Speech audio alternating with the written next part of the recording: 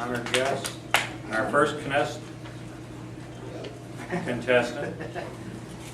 I am going to look into that articulating.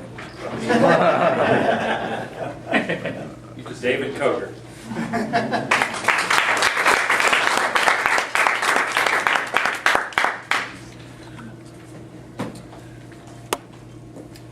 What can I say about Carmelo's 9/11 icebreaker that we haven't already felt in some way? He used a lot of vivid imagery, talking about seeing the buildings sway when he was lying on his back, just staring up at them.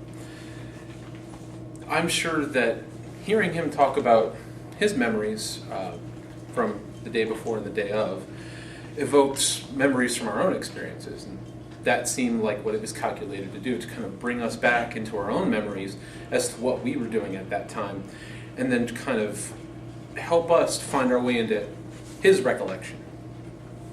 His description conveyed the awe and majesty of creation, just like of the World Trade Center, something that we don't find in architecture very often. Something that grand, that's supposed to be long-lasting. And to hear him go back and say he wasn't thinking about the people, while they were probably on his mind like they were on everybody's.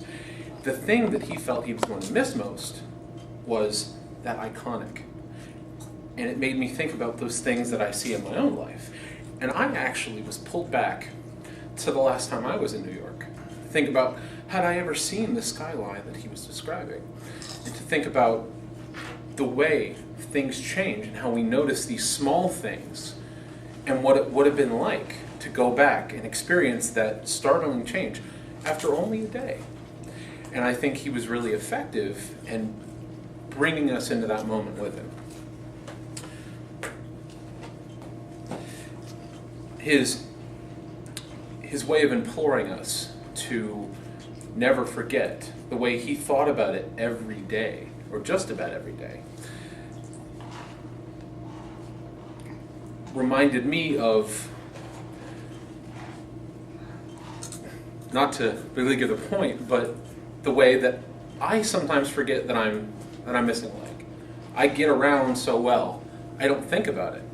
It was a tragedy, to be sure, but if we don't keep that in our minds, what we can do to be mindful of what's going on around us and the small things that we can do to kind of reach out and help those that were affected, okay? And to just kind of be mindful of the changes in our lives. So when we're looking at the skyline of our lives, we're not struck by some missing bit of architecture. Thank you very much.